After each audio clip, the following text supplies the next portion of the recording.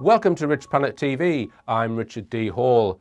I have discussed the moon landings on previous shows, and this subject can be a very hot potato. Whatever your opinion is on whether in 1969 Neil Armstrong walked on the lunar surface or not, I think you will be very interested to see the evidence and analysis put forward in today's show. In fact, I will go as far as to say if you are currently on the fence, today's show will probably get you off the fence. And I will also say that if you believe Neil Armstrong walked on the moon, you are going to have doubts about that belief after today's show. To help me delve into some more moon mission evidence, I'd like to welcome back onto the show Andrew Johnson. Welcome, Andrew. Thanks for inviting me back, Richard. I hope I'm not wearying too many viewers with my repeated appearances. It's very appropriate dress code, Andrew. Absolutely. Okay. Now, what we're going to present first is some analysis from Peter Hyatt. And viewers may remember, you can follow the link on the screen here, that I went over to the States to interview statement analyst Peter Hyatt, who is an expert in analysing language and what people say in discussion and analysing whether they are telling the truth or not. And 99% of the feedback I've had on that interview that I did about the Madeleine McCann case was positive. You do get the odd person saying, well, this is not a recognised science, so we can't read anything into it. So what I say is, listen to what the guy's saying about his analysis of that person's sentences and what in his conclusions, and come to your own conclusion. You don't have to believe it, but I personally think he's right most of the time on the conclusions he comes to after he analyses people's speech. I watched the programme you did with Peter Hyatt, and I think it was just to see him coming to very similar conclusions, from his analysis of that interview, which probably took him, 4, 5, 6 hours, and he put it on his blog. And you'd done all that research in Portugal and met all those people and spoke to all those people. For those to be so similar, I think that shows you the extreme value of the technique that Peter Hyatt's developed. Mm-hmm. All right, and what I found quite funny is that a few people have emailed me saying, why did you ask Peter Hyatt about Apollo at the end of the Madeleine interview? That's really going to discredit your Madeleine research. Mm. Well, the truth is the truth, folks. Mm. And if Peter Hyatt is getting closer to the truth by analysing an interview made by an employee of the US government, he's analysing the words of an employee of the US government, i.e. Neil Armstrong, why should that discredit anything? The truth is the truth. He's using the same technique, on an interview where of a question and answer session, the subject matter is surely less important. Yeah, exactly. It affects the human race in the ways that the Madeleine McCann case doesn't. We're talking about technology, technological cover-ups. Yeah. I chose a 7-minute long Neil Armstrong interview and I sent it to Peter Hyatt, and I presented it in my lecture earlier this year. So I'm going to show you I think it's about 20 odd minutes long. Now, if you've seen the Peter Hyatt video of his with the Madeleine McCann subject, have you got a rough figure as to how many cases you've looked at? Hundreds. Techniques used to discern deception, but also content analysis. So it goes well beyond just saying if someone is lying or not. What are they lying about? Why are they lying? They are to sit down comfortably, choose their own words. They're given bottled water in a comfortable setting. There is no threats. There is no coercion. Please tell us in your own words what happened. And the person says, well, where do I begin? Wherever you feel comfortable beginning. So we don't introduce any language to them or any words. The person writes out what happened. If we then take that statement and properly analyze it in a scientific method, meaning we expect the same results, putting in the same data repeatedly, the investigator can now know this person did it, when he did it, how he did it, why he did it. Will tell us what happened and what happened next. Those are the two most powerful questions that we have. What happened next? Mm-hmm. It allows them to choose whatever they want to choose, and this is an important point. The average person has a vocabulary of about 20,000 words. When you ask someone what happened, they must go into that vocabulary, decide what words to use out of the 20,000, where to order them, what verb tenses to use, what pronouns to use, where to place each word next to each other to communicate in less than a microsecond of time. That is a process that, when disrupted by deception, we catch. When someone uses an unnecessary word, unnecessary phrase, unnecessary detail, we deem it as doubly important. And when you ask them what happened, they must go into their memory. And when experiential memory speaks, it is very smooth and it goes in chronological order. A lie will disrupt that, and that causes internal stress. So people say, well, sociopaths don't feel stressed when they're lying. That's not true. They feel very stressed when they're lying because they don't want to be caught. So to disrupt that process is very stressful, and those that are really good at lying will use a substitute of words. So one of the things they'll do, instead of saying, I did not use performance-enhancing drugs, they say, I never used performance-enhancing drugs. I would never. And what they're doing is they're actually distancing themselves from an actual denial. And what about qualifying words which change or weaken a statement? Tell us about that. Sure. It can be used appropriately, it can be used inappropriately. If I said to you, I locked my keys in the car, you can be confident that I know where my keys are. They're locked in the car. If I said to you, I think I locked my keys in the car, that's called a weak assertion because I'm not certain if they're there. I did not shoot that man is very different from saying, I don't think I shot the man. So I selected a 7-minute long Neil Armstrong interview from 1970, transcribed it, and I've asked Peter to analyse it, which he's done. It cost me $275 for the analysis. So that's what you've paid for, essentially, by coming here. So this interview aired on the Sky at Night on the 18th of November 1970, which is less than a year and a half after the moon landings. So everything should be pretty clear in Neil Armstrong's mind. So what you're going to see here is a very short clip of the interview, followed by Peter Hyatt's analysis, then another clip, and then more analysis. So although it's only a 7-minute long interview, probably take me 20-25 minutes to get through the analysis. So here goes. Mr. Armstrong, I do realize that when you were on the moon, you had very little time for gazing upwards. But could you tell us something about what the sky actually looks like from the moon? The sun, the earth, the stars, if any, and so on? The sky is a deep black when viewed from the moon, as it is when viewed from cislunar space, the space between the earth and the moon. We note and as pauses in the answer and seek to determine if this is a habit of speech or if it is a signal that the subject needs more time to consider his answer. That he began with the sky is deep black indicates a willingness to answer the question directly. This is a somewhat lengthy answer which begins with 2 pauses for thought. The subject is presupposed to have been on the moon, something of great rarity at the time of this interview. The subject is intelligent and well trained. The expectation is that he will, according to the wording of the question, report what he himself saw. In any singular or exclusive event, there is an expectation of heightened importance, and when we speak from experiential memory, the structure of the sentence is reliable. Expected. Given the unique experience of being on the moon, we first note that the subject does not begin his answer with the pronoun I. In analysis, this reduces reliability. Given the context of unique experience, the pronoun I would have shown the psychological strength of experiential memory. Its absence is noted. Even with influence from the interviewer, the expectation is the experiential use of I saw in some part of the answer.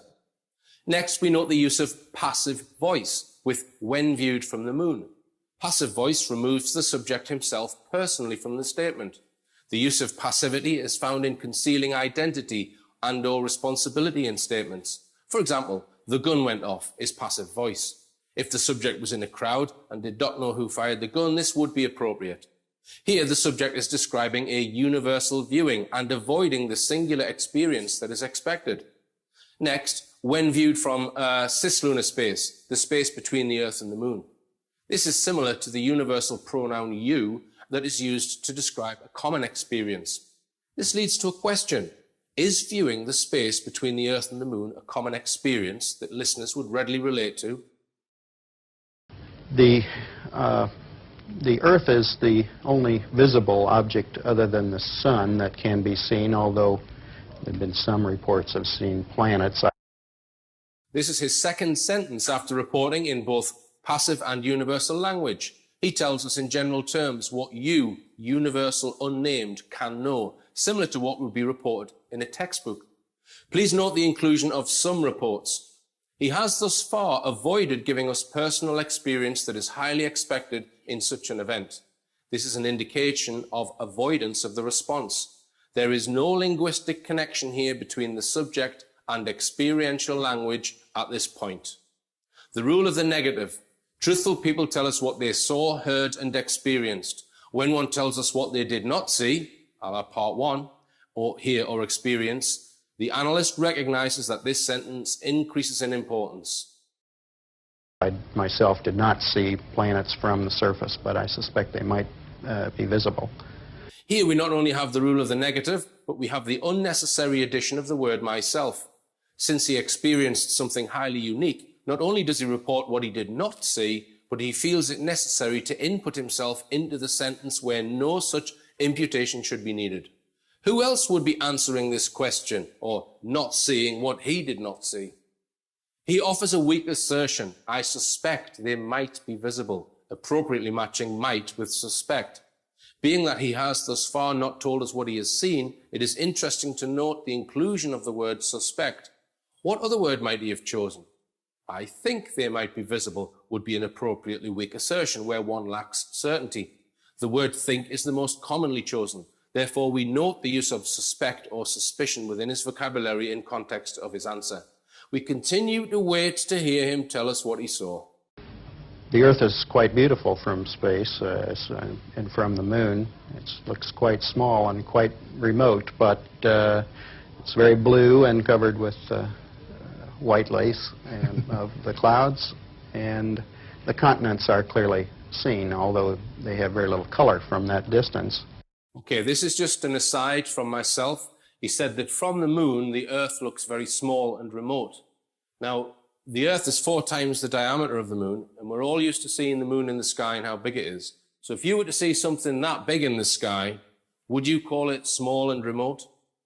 Here we have more sensory description, but we have not heard him tell us what he himself saw. The description is strong, but is not yet connected to the subject. This could come from him, or it could come from a book, or another's opinion.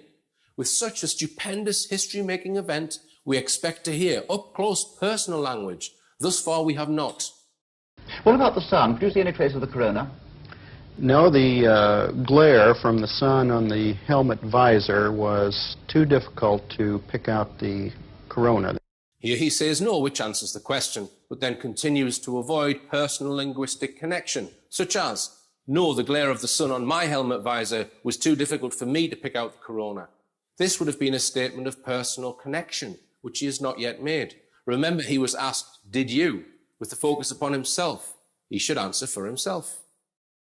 The only time we could see the corona was during an eclipse of the sun from the moon. That is, when we were flying through the moon's shadow and could observe the solar corona peeking out from behind the moon.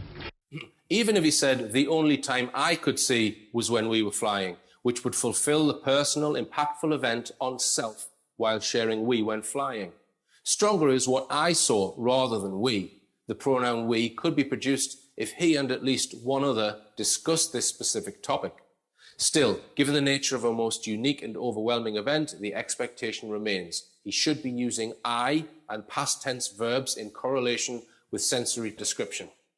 Please consider that given the spectacular and unique privilege of what he experienced, the pronoun me may be used in a desire not to claim any glory or credit for himself.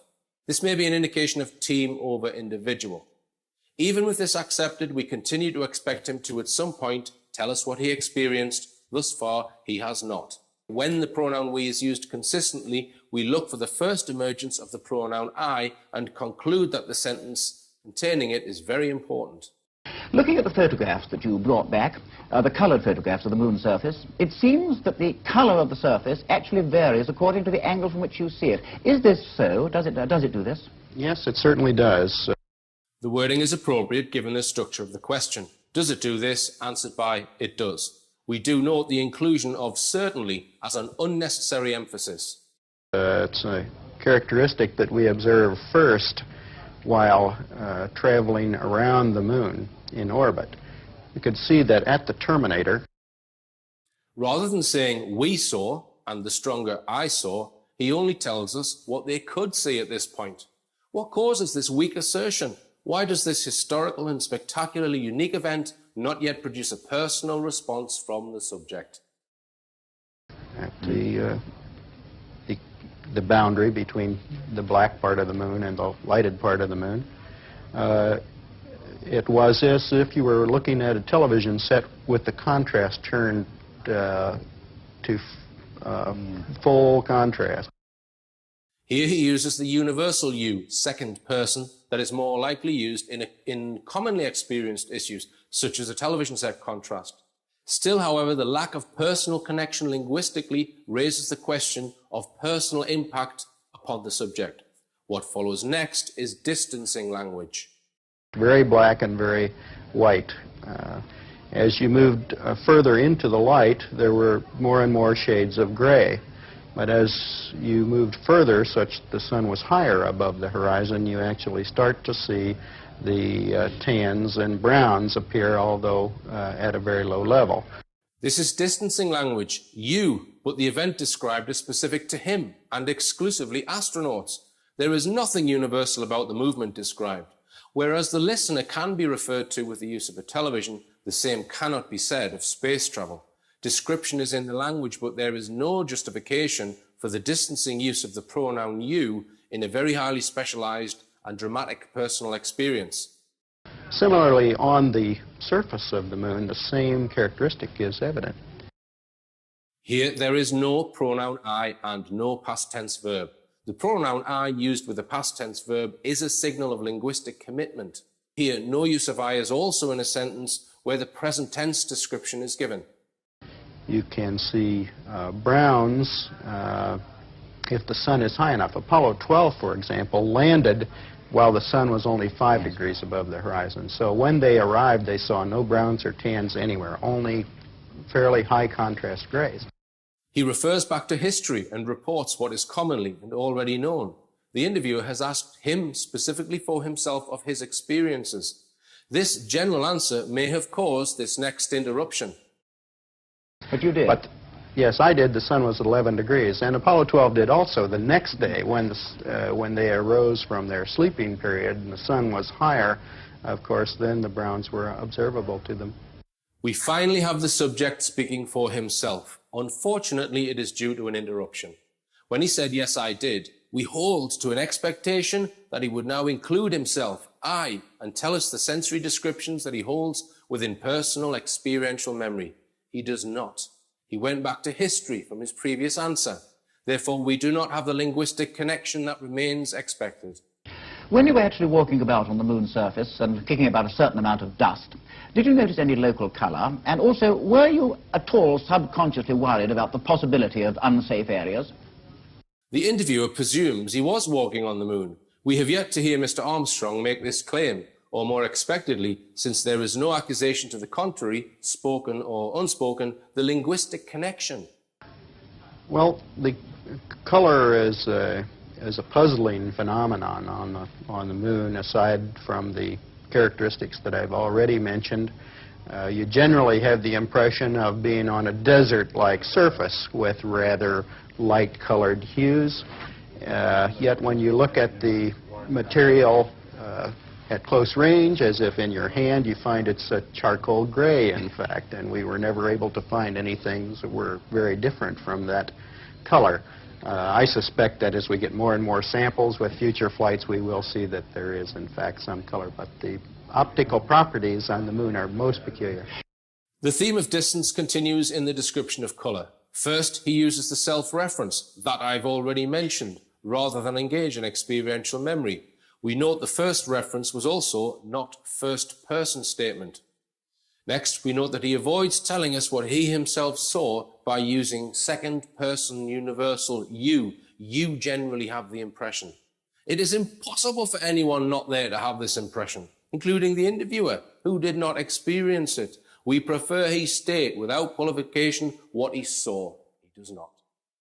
When the pronoun I re-emerges, it is a weak assertion. I suspect that as we get, which is another disconnect from the formula of reliability. First person singular past tense with sensory description. When you were actually walking about, did you have any difficulty in distance judging? Because I think I heard you say once that far things looked quite near. Far things look quite near. The topic is sight. The one being interviewed is singular. We look for him to answer with I saw in some form. Sensory is very individual. When it is discussed, one may then say the thoughts or perceptions of another. But here he is interviewed alone and is being asked for first-person eyewitness account. He does not give a first-person singular account. Yes, we had some difficulties in perception of distance. For example, our television camera, we judged to be from the cockpit of the lunar module only about 50 to 60 feet away, yet we knew that we had pulled it out to the full extension of a 100-foot cable. Similarly, we had difficulty guessing how far the hills out on the horizon might be. Peculiar phenomena is the closeness of the horizon due to the greater curvature of the moon than we have here on Earth, of course 4 times greater, and the fact that it is an irregular surface with crater rims overlying other crater rims. You can't see the real horizon. You're seeing hills that are somewhat closer to you. There was a large crater which we overflew during our final approach, which had hills of the order of 100 feet in height, and we were only 1,100 feet west of that hill, and we couldn't see a 100-foot high hill from 1,100 to 1,200 feet away. Perception. He does not speak for himself, including in the realm of perception. This is to address the brain's interpretation of what was seen or experienced. He consistently in the interview tells us what we saw, we thought, we perceived, as well as what you saw, and so on. Although many of these topics were likely discussed, he should still be speaking for himself. This use of we is most unexpected. We must now consider that if he is not deceptive, why does he have a reason to join a crowd, even in personal experience and perception? Did you notice any obvious difference between the far side and the near side as you went round it? I mean, apart from the obvious differences in topography. No observable differences in color, but then the sun's angle was always somewhat different over there, so it would be difficult to make a general correlation. I would say the topography is the striking change. Of course, as all your viewers know, there are no seas on the far side of the moon, and it's all highlands and high mountains, big craters, so it's strikingly different from the... The weakness continues. I would say the topography is future conditional tense. Even in this singular opinion, he does not give a reliable connection. There's just one more thing I'd like to ask you.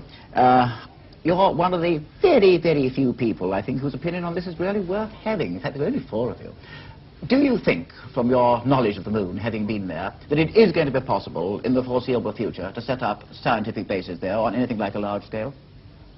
Oh, I'm quite certain that we'll have such bases in our lifetime. Somewhat like the Antarctic stations and similar scientific outposts, continually manned. Although certainly there's the problem of the environment, the vacuum, and the high and low temperatures of day and night. Still in all, in many ways, it's more hospitable than Antarctica might be. There are no storms, no snow, no high winds, no unpredictable weather phenomena that we're yet aware of, and the gravity is a very pleasant kind of place to work in, better than here on Earth. And I think it would be quite a pleasant place to do scientific work, and quite practical. Mr. Armstrong, thank you very much. And again, let me say what a tremendous honor and privilege it's been to have you with us. Thank you. Here we have the use of two personal connections, I, with both qualified. The first is, oh, I'm quite certain that we'll have such bases in our lifetime. Here he is not only certain, but calls upon the reinforcement of being quite certain. The second use is with a slight stutter on the pronoun I, which suggests the possibility of increase of nervousness. In analysis, this is called the stuttering I and is used to measure anxiety. We use the pronoun I millions of times in life. The brain's efficiency is extreme in this regard. When a non-stutterer halts or stutters on the pronoun I, the commitment psychologically comes into question, with nervousness possibly moving into anxiety and tension. He moves the topic to Antarctica, which is similar to going to another Apollo mission above. Yet we ask, what topic produced the stutter on the pronoun I, the emotion produced regarding a space station? And I think it would be quite a pleasant place to do scientific work and quite practical. The emotion he relates to the future station is pleasant for a specific reason, to do scientific work. Why might this create nervousness or even stress? Okay, so Peter Hyatt now gives his conclusions. He says, Neil Armstrong does not linguistically connect himself to the lunar landing. This is evident in his consistent distancing language, including intuitive pronouns and passivity. What may have caused this? So Peter Hyatt now gives 4 possibilities. Remember, he's a professional analyst, so he's covering his bases here with these 4 possible reasons. You'll see in a moment why I'm saying that. So the first possibility is that there is a security mandate. So Neil Armstrong's been told, you're not allowed to tell anyone about what you saw, right? The second is that this is his baseline. So in other words, he talks like this all the time, even when he's talking to his wife. So say his wife said, Neil, did you enjoy yourself at the pub? He would say, when you go to the pub, you do enjoy yourself if you have a beer with your friends. He goes around talking like that, right? So I don't put much credibility in option 2. Option 3, he's a liar. He's deceptive. Lack of commitment mimics deceptive language. The lack of personal commitment in context is stark. Like I say, Peter Hyatt obviously didn't want to put all his eggs in one basket. The 4th is unknown. Okay, so he's hedging his bets a little bit. But I know where my belief lies there. Personally, I think it's number 3. I don't think Neil Armstrong walked on the lunar surface. And you've also got to bear in mind here that Peter Hyatt is an American who completely believed the Apollo story. He wasn't aware of any conspiracy stuff before he did this analysis. So this is a 100% believer. Okay? So in his emails with me after he did this analysis, this is what he said. This was so unexpected that I ran it by another analyst. I grew up at age 7 with his account. There's a strong emotional connection with childhood national pride. The teachers repeatedly visited it, including newsreels. I did not expect this. I originally felt guilty wasting your money. Your money. But after the first few answers where he is linguistically nowhere to be found, I realized that there is more here than what is ridiculed. Heather too, that's his wife, who was also a trained analyst, is shocked. We both said the same thing. Things we dismissed as crazy years ago have been proven true more and more. We need to stay more open and explore. The analysis that I presented at that lecture was not the full analysis. There is more in this document from Peter Hyatt, and I am going to make this available as a download, right? So this is quite extensive analysis.